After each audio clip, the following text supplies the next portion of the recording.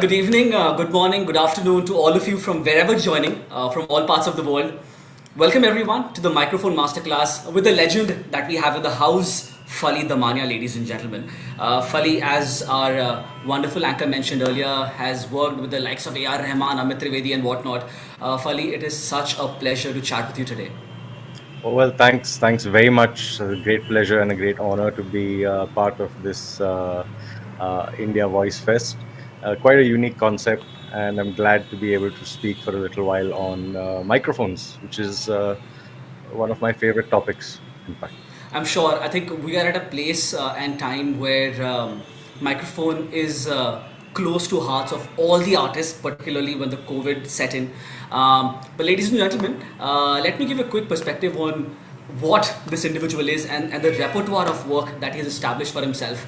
Away from all the public gaze, there are some people who set the tone levels right at a concert, and they help us, the audience, enjoy an unparalleled experience. These individuals are amongst those people who ensure that the experience remains seamless, doesn't drop, and the artists deliver what they are there to do, which is give a rocking experience.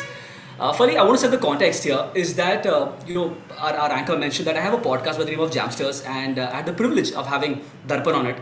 And one thing that stood the test of time when he said that point, it really resonated. He said that all artists should spend time, invest their time in honing a craft.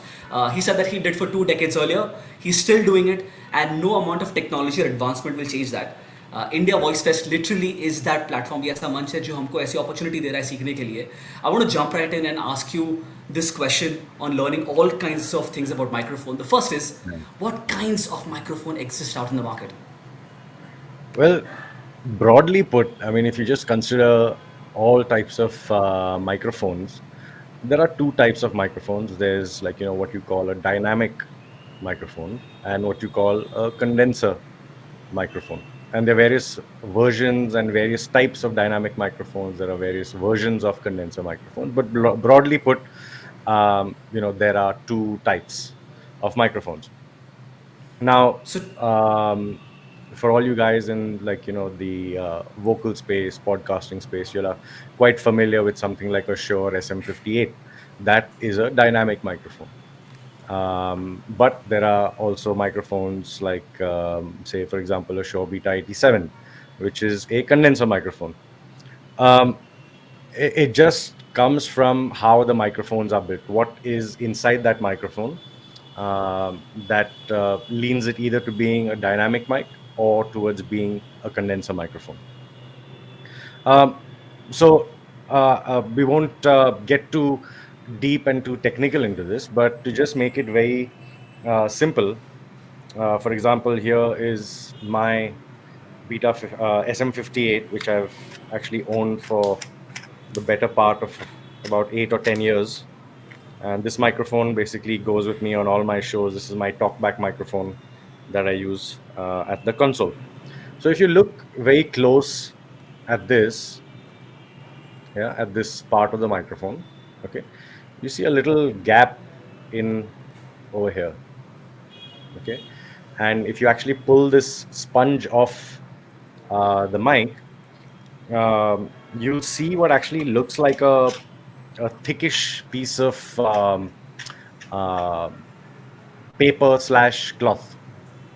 Okay, and the whole idea is that when you speak into this kind of this microphone, uh, it resonates this part of the mic. Okay, it moves it back and forth, and attached to the other side of that diaphragm is a magnet. Okay, now, like I said, not too technical, but when you have a magnet between another magnet and one of them moves, it creates an electrical charge. So the magnet that you speak into creates an electrical charge from the other one that goes into the mic. There's a little electronics there, and that comes out from this XLR connector, which is connected into your sound card, into your mixer, whatever it may be. And the other type is, for example, this one, which is Beta 87. Now, just from the onset, you can see the difference between the two. Okay, so this is the SM58. This is the Beta 87.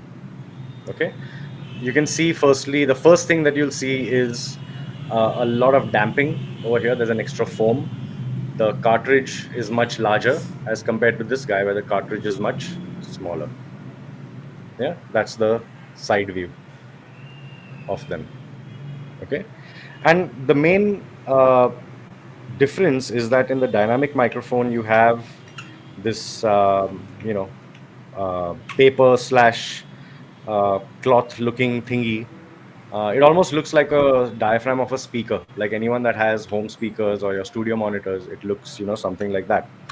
And in the condenser microphone, it's actually a thin foil. It's very similar to the foil that you use in the, to cover food and put it into the oven. It's exactly similar. It's very similar to that. And the primary benefit that you have on condensers with respect to dynamic microphones is because it's a foil, it's much lighter than a dynamic microphone. And Got it. because the cartridge is much lighter, the response to very soft sounds is far higher, which means, in technical terms, we just say the sensitivity of something like this is far greater as compared to a sensitivity of something like this. But then again, they have pros and cons, which we could Right. discuss Absolutely. We further. should. We should. I must sort of at this juncture also tell that in our audience, we have a mix of people who have literally set the industry here in India and artists who are trying to scratch the surface and get into this space Yeah. as well. A lot of people out there, even when you mention the brand names and the particular Yeah. models as well, do not have Yeah. an inkling of what it is. And I can tell you for a fact, Fali, that I was in that space as well a couple of years ago. Yeah. Literally had no idea. We were at the leisure of having sound engineers in the studio to help us Yeah. figure out these issues. कभी सोचने की ज़रूरत नहीं पड़ी कि microphone खरीदना है, but during the COVID set in, Yeah. we literally had to make do with the things that were at our home. And you Yeah. mentioned about dynamic versus condenser microphone. Uh, Yeah. what is the difference between the two? That's one. And Yeah. also, how should really one go about choosing this? Yeah. See, when it comes to the choice of a microphone, that is a very personal choice. Okay, because not everyone's voice is the same. Just like not everyone's fingerprint is the same. Everyone's voice is different. So there are different microphones that might suit different people. And even though I come from a live sound background with a manufacturer and a very reputed manufacturer, the fact still remains that there's no one-stop solution for everyone. And people that are really into their microphones, soon they will start with one, then they'll move to the other, then they'll move to the other. There are some customers that come to us now saying, I've got 30 microphones. What should I buy next? And I'm like, Wow. 30 is more than enough. Make those work for you. But so coming back to the thing of, yes, we were suddenly struck by this, work from home, record from home, podcast from home kind of situation. And it's I found that it's a lot of artists that didn't really that were always dependent on the studio or a studio engineer, now had to kind of figure out some of this stuff for themselves, which is a great thing. There's nothing wrong with an artist being a little bit technically proficient. True. And it's not rocket science. It sounds quite difficult and stuff, but it's pretty straightforward. Okay, so the primary difference, if you would say, between a dynamic microphone and a condenser microphone, let's just address the quality of tone. Okay, the quality of the sound that they reproduce. All right. Condenser microphones can definitely give you a lot more finesse in the sound. So, radio friendly, very nice, clean, high frequency, which cuts through radio. It cuts through, small speakers in your car, in the rickshaw, for example. Those are very predominant characteristics of condenser microphones. Um, Now, that's great, but the problem is that if you're not in a well treated room, just like you are, Hardik, at the moment, that could create a lot of trouble. So it because these mics are more sensitive, you end up picking up more ambience, like maybe a fan that's in the room, a window AC that's in the room. If you have some birds chirping outside, some chatter in the next room, it's very difficult to control stuff like that when you have a condenser mic. So you need a properly treated, soundproofed kind of room to be able to make good use of a condenser microphone. Now that's where the dynamic microphone comes in. That because it is a little less sensitive, the ambience pickup is a little less, and you can kind of get the tonality of a dynamic of a condenser microphone. You can get it from a dynamic microphone by a little, adding a little bit of equalization. So it's definitely doable. So I think the rule would basically be that if you're at home in a bedroom, just like I am at the moment, with no real treatment, there's a bed over here and some stuff there at the back, curtain and stuff. A dynamic microphone will work great. And if you have the facility of having a small soundproof little booth in your home, then by all means feel free to go for a condenser microphone. Absolutely. Yeah. um, One of the other benefits of, I should say, not the benefit, but dynamic microphones generally take a little more gain. So you need to have a good kind of a sound card to actually drive them and really pull that volume out from them. It's normal, and I'll say I do get a lot of questions from people that buy, like, a dynamic mic and say, hey, but I've got to turn the gain all the way up. But that's quite True. normal. It's normal with dynamic microphones because they need more gain to make that, the capsule that I spoke at right at the beginning, to make that capsule move. You need a little more gain. You need good amount of projection from your own voice, to be honest also. So you have to project well into dynamic microphones. Whereas condensers kind of ease that out for you. But the drawback of condensers in an untreated room is ambience pickup, and That's a quite a great lot of point. I it mean, if you're not taken care. Absolutely. So, as an artist, Fali, I think one of the things that I was grappling with last year, especially when I had to go about hunting in the market, uh, when you talk to 10 people, you get Yeah. 10 different viewpoints, right? So, it is so funny to really think, and to their credit, I think all the 10 people are right in their own perspective, Yep. right? इसमें Yep. गलत सही की बात नहीं है. I Absolutely. think everyone has their own experience. Absolutely. But would there be, Fali, any understanding on what would be the recommendation if you're choosing condenser Yeah. versus a dynamic microphone? What should Yeah. someone be looking at? See, overall, when you go dynamic and, I would say the de facto standard when it comes to dynamic microphones is, the humble SM58. It's been that way since decades now. Yep. And to think of it, that this mic and this design is well over 60 years old now. It's not changed since then. So that always seems to be the de facto standard. Like, it's your first mic that you want to buy. You want to be just sure of the fact that it'll just reproduce as close to your, natural voice as possible. So that's where people usually gravitate to. And then once you start using it and you now start listening to the nuances, so maybe someone has a really nice big deep bassy voice, and maybe the mic you have, it's not really translating that in exactly the same way. So that's when you start hunting around for other mics and other products, which is it's quite normal. Like I mentioned at the beginning, we have some customers that come across wanting to buy something new after already having 20 or 30 microphones. And Wow. at that point, we're like, just try this or try that. A lot of it is, it's like a shirt. If you think it looks good on you, and then it's the right shirt for you. But if you don't like how it looks on you, you're not going to buy it. And that's similar with a microphone. If you like your voice coming through it and what you hear on your headphones or on your speakers, then that's the one for you. And if you don't, then it's not the one for you.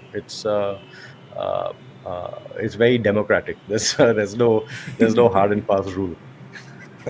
That makes a lot of sense. However, this would be an ideal condition, Fali, where people buy it and then test it. Yeah. Yeah. Would there be a way to understand if Hmm. you are in the purchasing decision making phase कि पता नहीं पड़ Yeah. रहा कि करना क्या है, whether you should go Yeah. for this or that, Yeah. do manufacturers or shopkeepers help you in Yeah. testing out these materials, these products? See, the thing is, it's gone way past that now, and with the advent of e-commerce and Amazon, the first thing I tell people is to just go on Amazon, pick up whatever you want. Usually, they always come with a 7-day return. Try it. If you don't like it, pack it up and send it back. It isn't, but it's honestly the easiest way. See, because the shopkeeper is never going to do that for you. They want to sell stuff. They are not okay with returns and all that kind of stuff. But most of the large manufacturers are kind of okay with that. And especially if it's for some of the specialty products, which are difficult to kind of come by. Now, most reputed manufacturers, us included, we are perfectly fine with that. There's always demo equipment out there that people can take out, try out, and make a decision. It's interesting how even a dynamic microphone can be used in a major world class performance. I was reading up that SM7B was Yeah, used for Michael Jackson's Thriller. yeah, yeah. It got its popularity back then, and before that, honestly, incidentally, I'm talking on a 7B at the moment. This has been my go-to for a good 15. I think I've had this mic for 15 years Wow. now. So it started actually as an instrument microphone. It was never a vocal microphone. It was used in radio stations and stuff like that. And it ended up getting on to one of his records. And from there, it's just got that iconic look. And I think one of the benefits that go for this particular microphone is that you have the facility to equalize from the microphone itself. Like for a lot of people in the field, I would expect you to get a little information on the microphones, the types, how to use them, how much gain to add, stuff like that. But I wouldn't really expect you to really get into equalization and compression and all that stuff, which is more a sound engineer's domain. And that's where the 7B becomes popular, because you can equalize the mic from the back of the microphone. So you can remove a little bit of bass, you can add a little top end, you can do that all from the microphone. And I think that's where it's become pretty popular. Like I'm saying, it's not there's no hard and fast rule. It's what works, and if it works for you, then that's the right product for you. So, is there a time, and because we are in a situation, Fali, where unfortunately or fortunately, artists have had to pick up the technical chops, understand the softwares as well. Right. One thing that I know for a fact is that Audacity has been home for many Yeah. artists. Yeah. It has been easy for people to pick up on. But are there any user-friendly softwares that you would recommend that people can pick up on and learn I, easily? I think Audacity is one of the best for this kind of work. Audacity, there's SoundForge, Reaper, which is an excellent software that's completely free. It's as good, if not better, than some of the $1,000+ softwares that are out there. And it's a software I personally use also on a daily basis when we are out at shows. But I think Audacity, and the thing is, once you get a hang of one of them, you just need to know how to do the same thing on some other software. So it's just a matter of taking a little time to hone your skill a little bit on one software. And I should say that, like, I've in fact helped out a lot of very reputed singers through the past 2 years.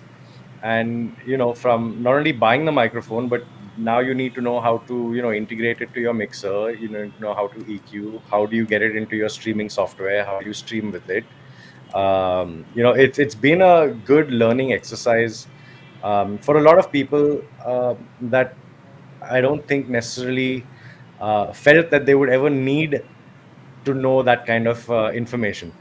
Very true. Myself also, particularly, yes, I'm a sound guy, but now we shifted everything live, so I needed to have a big learning curve when it came to cameras, when it came to lights, and that kind of stuff. So it's a learning thing. There's nothing that you learn will ever go to waste. Is my motto.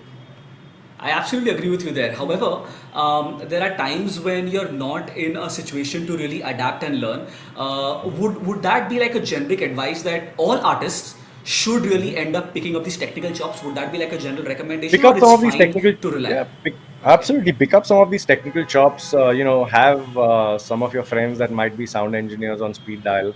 No one's going to say, hey, I'm not going to help you. Everyone's quite helpful, so you could give them a call, explain what kind of problem you're having, maybe record a small bit, send it out to someone, send it out to a few people, get some feedback on it, come back, tweak it again. So there's a little back and forth maybe for the first few weeks once you start working with it. But once you do, I think it can be extremely beneficial, extremely beneficial, because you're working on your own time. You don't need to battle traffic to go to a studio. If you have a proper setup at home, it can be quite beneficial actually. One of the tricky things you mentioned a little while back is about soundproofing. फली Yeah, honestly मेरे लिए soundproofing was like चादर डाल दी table पे, pillow mm, cushioning हो गया, and probably covering myself under a blanket, and yeah, probably then recording. yeah, I do not know if that was the ideal way, but a lot of us have tried to work around this and probably figured that ये sustainable शायद नहीं हो सकता है. yeah. Do you think are there any actionable tips, advice, hacks that our Yeah. friends can use for soundproofing their rooms? There are definitely, and I would say, when you go to these,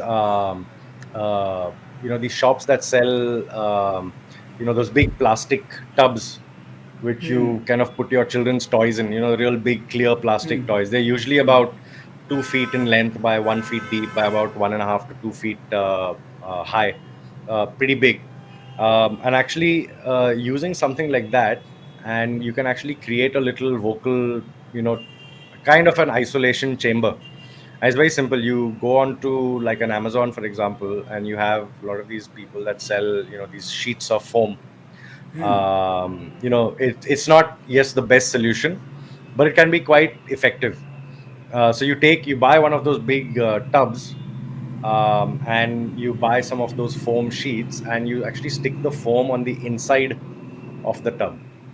Okay, so completely inside. So now you've got a little isolated kind of booth, and you need to do a little bit of work on the tub, and you need to have a place like at the bottom where you can push, or you need to have drill a hole at the bottom where you can push a mic stand in, and then just suspend the microphone right in the center of that tub. It sounds a little outlandish, but I can assure you it's quite easy once you get into it. And the thing is, with all of this stuff, none of it is being captured on video. So actually, what you do, whether it's behind a blanket or in something like this, it doesn't matter as long as your final voice Output is sounds good. good, output is good. It doesn't matter what you do or how you do it. To be very honest, so So that's one. what about our friends who use cardboards and use that as a setup? Is that also advisable? Does that help? Yeah, see, it's all about damping. The problem that happens when you're in an empty room, or say in the room that you are, for example, I can already tell that there are a lot of reflective surfaces. There might be a curtain, but might not be.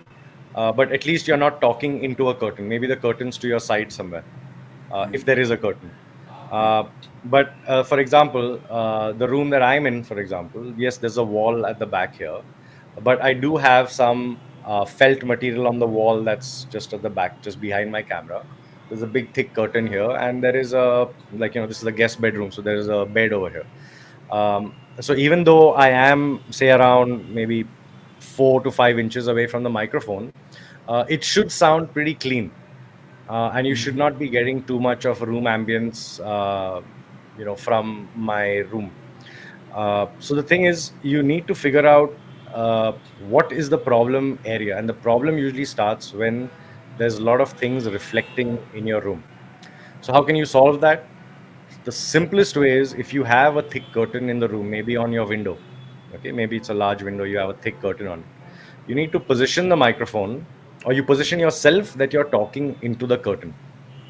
And what's the benefit of that is that any sound that goes into the curtain does not kind of get reflected back, as opposed to talking into a wall, for example, or talking into any other kind of tiled room would be the worst, but any kind of reflective surface, that's not a good idea, because that straight leads to reflections. And God forbid, if you are on then a condenser microphone, that's where the problem starts. That's where the problem starts, that it's picking up direct audio, but it's also now picking up all the reflections in your room. So reflections would be my voice bouncing off this wall, bouncing off that wall, bouncing off that window possibly, and coming back into the microphone. When you talk about ambience in your recording, that is exactly what it is. That is the ambience. That is how it is created. And the good thing is, once you know how it is created, then you can figure out what to do about it. So, do I need some isolation at the back? Do I need some dampening at the back, dampening on this side, dampening on this side? And that's exactly what your cardboard box or this little method that I spoke about, or having this big, blanket and having a mic below that and talking to it. That's exactly what it's doing. It's killing the reflections. It's killing the ambience. I wouldn't say ambience. It's killing the reflections in your room and kind of giving you a cleaner, vocal output. So, in my defense, Wali, I am sitting in a workspace right next to a very busy street. So, Yeah, apologies for that in case you're picking up. But I agree with you that because this is a completely untreated room, a lot of yeah, reflective surfaces are there, like the white spaces, paint, glass, yeah, and areas like that. So, I completely understand the issue. exactly. However, are there any budget friendly ways of ensuring either a microphone, either a headphone? Any recommendations do you have around that? A budget-friendly way to deal with. To either soundproofing the room and also understanding which microphone or headphone would be advisable for a You home know, studio setup.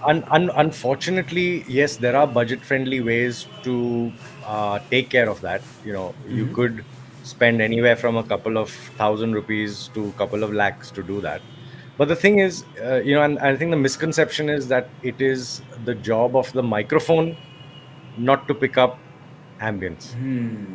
And that's completely false. The microphone will pick up what the microphone picks up.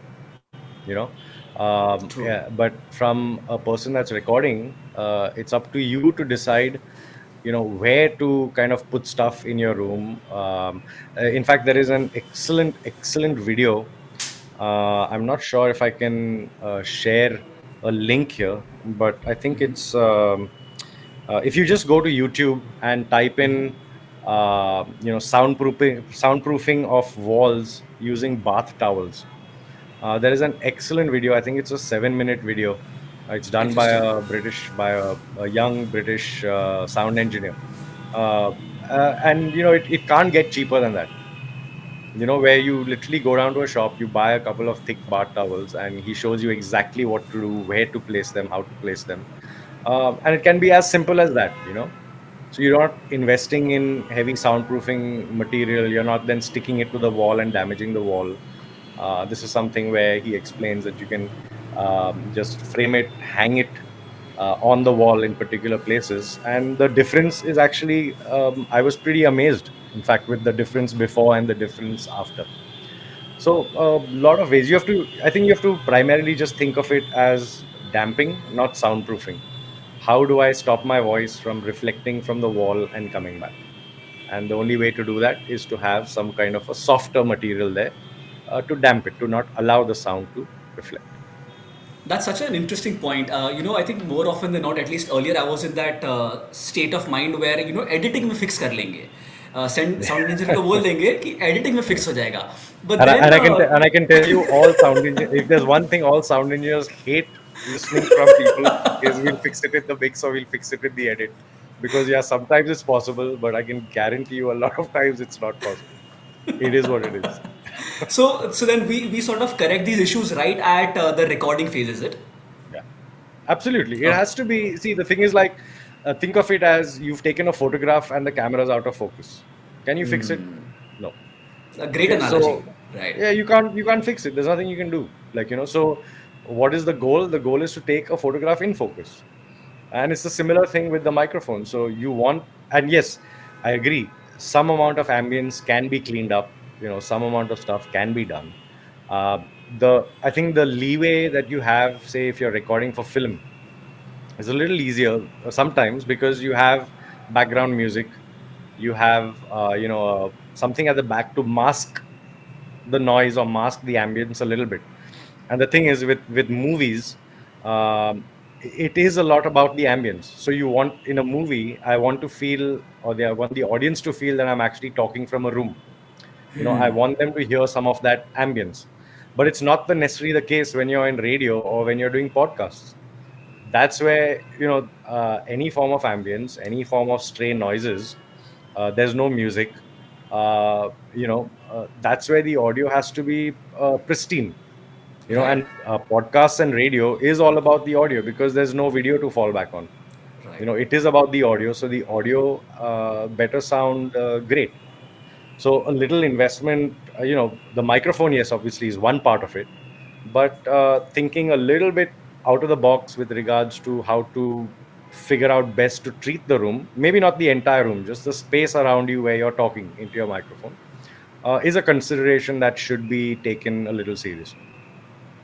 Right, right. And also, because we are on the subject of microphones and we're talking about home studio setups, in a city like Mumbai, where we have so much of dust and, moisture Yeah, and humidity in the air, uh, yeah. have you seen in that experience that microphones do get affected in a negative way? And if there is, what are some pointers that you recommend of maintaining your microphone in an optimum capacity condition? Right, right. See, the only thing that usually, at times gets damaged, or does not get damaged, I would say, that gets, especially all these microphones that have these metal grills on them. You see, like this one, the metal grill. The metal grill starts to rust over a little time. It's just normal. It's metal. It's exposed to moisture. It's going to happen. And at that point, you can just replace the grill. But overall, what really affects these electronic devices, any of this stuff, is when there's a constant change in the atmosphere. So, for example, if I'm using this in my room today, I, for one, I'm one of those people that never pack up the microphones after I'm done and then reset them up and pack them up and reset them up and stuff like that. Because that change in daily environment is the thing that actually causes like these things to kind of rust, firstly. Yeah, Okay. that can be avoided overall. Otherwise, I mean, these mics, I'm not saying just the stuff that we have, but most of these mics they're meant to last. So you take general good care of them, try not to drop them on the floor. But beyond that, they are meant to handle these kind of conditions. Now, condenser microphones are a little more finicky, because the cartridge is extremely light. They are more prone to damage, and I can almost guarantee you that if you take these two microphones and drop them from the floor, there's nothing that will happen to this SM58. You can probably throw it off a building, but Wow. this guy, you could damage the capsule. And that's the same with most, because it is actually just a thin layer of foil. Look at tin foil in your room, in your kitchen. If you have tin foil, that's how thin it is. So it is protected, but it is extremely easy to damage it. And that's why your condenser microphones need a little more care. You have to be a little more careful with them. Also, the mics, if you all have your boxes to pack them, make sure there's some silica gel so that it does not retain any kind of moisture. It's like it's no different from how you take care of your mobile phone. Like, you don't get it wet. You don't drop it on the floor, so it's not much different. If you take care of these products, any of these microphones and sound cards and stuff, usually they will be with you forever. Also, I think our team at India Voice Fest has been kind enough to share a link. I believe the video that you're mentioning of Ali, and for the benefit of our listeners, is soundproofing using towels Yes, hyphen DIY acoustic panels. let me see. Yeah, it's DIY acoustic panel. That's exactly Right. the one. One second, So, Control V. Let me just have a look at it. Yeah, this seems like the one. In any case, once we're done with this, I'll search for that link again and I'll send it back to you so you can send it out to your community. But it's a pretty cool video. In fact, interestingly, there's a video done by a young engineer in Guwahati. That's done completely in Hindi, and it's a similar video like the one I was talking about, but it's done completely in Hindi. That's also a DIY, home soundproofing kind of thing. It's done quite nicely. nice. And the One good of thing the is, if I remember correctly, in that video, he's broken up the cost also. So the cost of the frame, cost of the oh, material, that's cost of the super glue, useful. super useful. So you get an exact idea of if you have so much area, this is how much you need to spend, or this is how much you need to budget towards your soundproofing for your room. Yeah. So it's incredible, right? Because I think there is so much of stuff that an artist has to learn, not only in terms of honing the craft, but also understanding the nuances of what makes your voice sound better on the microphone. Yeah. And Yeah. especially the onus is now on us as artists to also Yeah. ensure that our voice that is reaching out as samples to Right. agencies is sounding good. One Yeah. thing that often comes across from clients' request is कि आप ना phone पे record करके आप हमको भेज दो, right? Yeah. चलेगा, जैसे जैसे भी क्वालिटी रहेगी हम एडजस्ट कर लेंगे, हम समझ लेंगे, बट आप वॉइस पे फोन पे रिकॉर्ड करके भेज दो. Is Mm. There an advice at an angle at which you hold the phone, any pointers that you recommend around this? See, phone microphones. So, like these microphones, these are all cardioid microphones. Means they pick up from the front and they reject some amount, like from the sides and from the back. Your phone microphones are omnidirectional, so they pick up 360 degrees any which way. And you'll know that because if you take your, say, for example, your phone, whether you hold it like this and record, or hold it and like that and record, or like this, the recording will pretty much sound the same. And that's because those microphones inside the phone, it's an omnidirectional microphone. Now, yeah, I mean, if there are people that can adjust or that can manage with that, great. But it's not ideal. See, it's at best, I would say, if they say, hey, record from the phone, you get a lot of these USB microphones now. We make quite a few of them also, where you just plug it into the microphone, hold it up over here, and you talk into it. The microphones are like that small, so they Right. are good enough so you can even maybe throw them into your bag or backpack or whatever, and record wherever you are and get at least some better quality than recording straight off a mobile phone. So definitely looking at one of these USB phone microphones. They're extremely handy actually. Interesting. So there's one question that came in from our audience member, amongst the many other questions, is that should someone go for USB mics or mics with audio interface? Which one is better? See, I think when you're starting out, USB microphones can be a little easier to use because a lot of them come with some sort of a software which does a little EQ for you, and it does some sort of that back end work for you. Okay, but there's no. I mean, I can think of some of the largest or very well known RJs and podcasters, in fact, all over the world that are using USB microphones. There's absolutely no. See, the thing is a mic. Then what really matters is the quality of the voice. So if you have a great True. voice, a radio friendly voice, it'll translate whether it's a very cheap mic or it's a very expensive mic. It's not going to make a difference. But the voice comes first. And there's absolutely nothing wrong with using USB microphones. In fact, I think they're the most in today's day and age for less tech, spending less on gear, but still having a decent sound quality. USB mics are fantastic, actually. Absolutely no problem. It's interesting because now that you mentioned, there is a confirmation for me as well because मैं USB direct plug and play use कर रहा हूँ, and for me it's been working fairly well. Obviously, I do Yeah, not have a very highly proofed room, soundproof room, yeah. but does the job either in terms of podcasting or even delivering voice projects to the clients. It does. It definitely does. There's no question about that. It's whatever. See, the thing is, if you're going for a high-end microphone, then comes the interface, then comes the cables. So things start adding up. Price-wise. So yes, sure. And then also which starts coming into play is the learning curve to actually make use of that equipment properly. But whereas you have like a USB, like I don't know, MV7, for example, you plug and play. It's got something called auto level mode, and you're good to go. So there's absolutely no shame in using. No one's going to think that you're less professional because you're using a USB microphone on a mainstream conversation. In fact, there's a very cool video of Sir Elton John. A few weeks ago, there was a live interview that he was giving for Saturday Night Live, and that was done on a USB microphone. So Wow. there's absolutely no problem with using USB microphones. It's not the most often it's not the tools, but it's what you do with the tools. You know, you can have a cheapo microphone, but if you have a great voice and know how to use that microphone, you're fine. Really. That is such an incredible takeaway. It's not about the tools, it's what you do with the tools. Yeah. When it comes to that perspective, and when we think about the kind of setup we have, the most important things that we use is our ears to Yeah. constantly check in and get the Yes. audio right and things like that of that nature. Would there be any advice on how do you train your ear? Yeah. How do you be a better listener when it comes to these Yes. things? I think for people that are starting out, you have to be intuitive.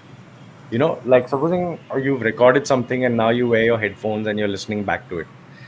If it sounds a little too bassy or a little too boomy, address that. You know, don't just say there's something wrong, I don't know what's wrong with it, and that's the end of the story. No, if you do hear if there's something that you're hearing that's not making you comfortable, it could be that there's too much high frequency in the recording, it could be that there's too much low frequency in the recording, it could be multiple things. um, Reach out either to someone, reach out to everyone's best friend these days, YouTube. Type in what your problem is, and I can almost guarantee that you'll find some kind of a response or some person that's feeling the same thing that you're feeling with your recording, and you could get some sort of a solution from watching someone else's video. But be intuitive about it. So if you are listening to it and it does not sound right for some reason, try and research into why it's not sounding right. Maybe send it to some of your friends. If you all know sound engineers, send it to them. um, do a little research on YouTube or on Google. You will definitely find some information on how to take care of it. But don't sweep it under the carpet is what I'm trying to say. Be intuitive about it and address it. But it is That's a very important part of it.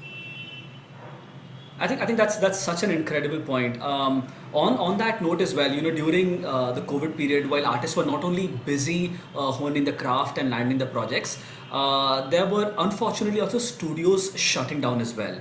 And also artists were sort of thinking about diversifying their opportunities and figuring out that should you invest in actually starting up a studio.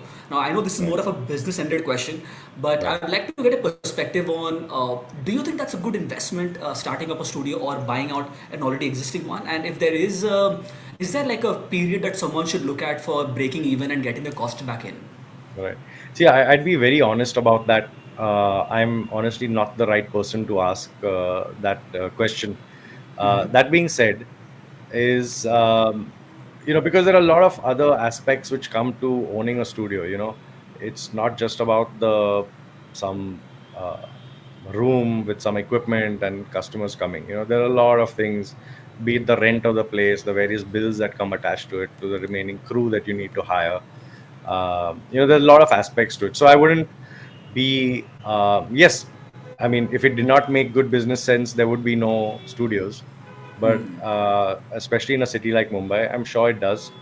But I think from a freelancer perspective, or people that are just going in generally to do VOs and work as freelancers, I think you get some sort of a little freedom from being able to work at home, and not necessarily have to spend sometimes half your day traveling to a studio to record a VO. So from that point, yes, it does make sense. But I mean, we must be having close to 1,000 studios around Mumbai, whether it's big, small home studios or whatnot. So uh, it's definitely viable. How viable and how much time, etc. I don't think I'm the right person to answer that question. I understand. I completely understand. I just want to get a take from this because I think you've been exposed to all sides of the Yeah, spectrum, yeah. which is why I thought that will be a relevant question to Yeah, ask. I But I mean, see, for understand the studios that limitation. do different types of work, from everything from bands to VOs to podcasts, I know some very reputed studios, in fact, that have kind of shifted away from doing music. They do more Wow. podcasts. They record more podcasts. So it's a studio is a studio. So whether you record music, whether you record some instruments, whether you record a vocal, whether you record a VO, you do a podcast, or you do a YouTube channel. It doesn't really matter. The thing is to get into it. If you're getting into it, get into it with a little bigger open mind, where you can uh, pretty much tackle all of the various genres of the recording field, I would say. Don't limit it just to music or just to one or two categories. Just open it out to pretty much anything. Interesting. So, would it be a right question to ask you that, we've been exposed to engineers who would not recommend, especially when, let's say, you're dubbing or doing a voiceover in a studio, they would not recommend you move from that place. They would ask you to like be standing exactly the same position because it then changes the levels. Yeah. And I think probably many have, I see the smile on your face and you understand where I'm coming from. This is that has it changed? Have engineers become a little more relaxed when it comes to doing this, or is it the equipment has become so good at picking up sounds that if you move around, it's fine? See, there's no question that moving, like, to demonstrate it. For example, I think on this session my audio level is set to auto level. So let me get rid of that for now, and I'll just set the volume to something nominal. So now whether I talk from here, this should be a little louder, a little cleaner. Hey, hey, hey. And now let me step back. Hey, hey, hey, hey, hey, hey. You'll definitely hear a little bit of difference in that. Yeah. So the thing is, like I mentioned, if you're doing radio work, if you're doing VO work, it's very critical that that recording is that the recording and the technique of recording from the artist and from the engineer is perfect. Where you can get away with it, for example, if you're recording a song for a movie, if you're singing, it's very common for singers to actually be sometimes dancing around. I wouldn't say dancing around the room, but dancing around the Got the point. microphone while Yeah. they're singing, just to get into the vibe. It's quite common, in fact. And to give you a so if you go back and listen, like, back in time and listen to, say, take Michael Jackson's Thriller song as one example, and the second one is Billie Jean. Both those songs, they were both recorded on SM7Bs. In Billie Jean, you can actually hear what sounds like feet tapping on a wooden floor. You can hear it a couple of times through the entire song, and that's actually him. You see some of those video excerpts. There are a lot of articles written about it, that he's actually going mental in the studio dancing while he's singing, because that's his vibe. So it might work there. You can control it there again, because you have a bed of music to fall back on, so it becomes a little easier. But if you were doing a VO, or if you're dubbing for a movie, yeah, I'd be pretty concerned if you were not consistent, for sure. And True. let me give you a cool tip. So, um, how do you know, for example, whether you are in the right position or not in the right position? How do you know? How would you intuitively know? Now, so a very common thing to do is, supposing you have your mic stand here and your mic is here, for example. Okay, you started talking, and the sound engineer tells you, yeah, you know what, that position is right. You're standing up straight, feet are straight, you're looking straight at the microphone, and you're talking, and that's perfect for the sound engineer. uh, the easiest thing to do is to get a foot ruler, like a 6-inch, 12-inch ruler, and put it down at your feet, exactly where your toes are in line. And the idea is that when your shoes or your feet touch that ruler, that's where you have to stand and be straight and look straight into the microphone and talk. It's a technique, and so that's used by a lot of uh, blind singers. How do they know how close do they need to be to the microphone? So Andrea Bocelli, I in fact learned this technique from his team and from his sound engineer. So at the bottom of his mic stand, there's a metal pipe like thing, and it's preset. So he Okay. can walk right up to the microphone. At the moment his toes touch, or his shoes touch that pipe, he knows he's in place, and he does not need to adjust a mic or do anything. He can start Wow. singing. Stevie Wonder was also famous for that. So those are a few things that you can kind of figure out, rather than say, yeah, I think it's okay, I think I was in the correct position, or whatnot. You can do that. Other thing is you could use a small 6-inch ruler and actually measure how far you are from the microphone. If you take a break and come back, measure that, make sure you're in the right place again. For VOs, yeah, no question about it. That's important because a slight difference can change the tonality of the voice. So there, I personally would be quite strict. But if it was singing and music and stuff, then a little more lenient over there for sure. Wow, wow, incredible, incredible. Because that's such an important hack. Because I think as artists we want to make the work of our engineers as easy as possible because they are so patient with us all through the period. The Also number because of you're going to record, mistakes. also because you're going to record and go home, and he's going to be there till midnight. That's Till midnight. absolutely true. That's absolutely true. So, as artists, we really want to ensure that, we make our work of our engineers as easy as possible. And this is such an invaluable hack. We have, I think, 2 minutes before I think Darpan will jump in, and I want to sort of ensure that I get a couple of questions in. One thing that comes to mind as a performer is that are there any advice, are there pointers that you would recommend from the perspective of an engineer that I should keep in mind to make the work easy, to make their work easy rather? See, the thing is, in a certain, I would say the first thing is to just trust your engineers because, just like as VO artists, you'll have spent time in honing your craft. So have the engineers, you know.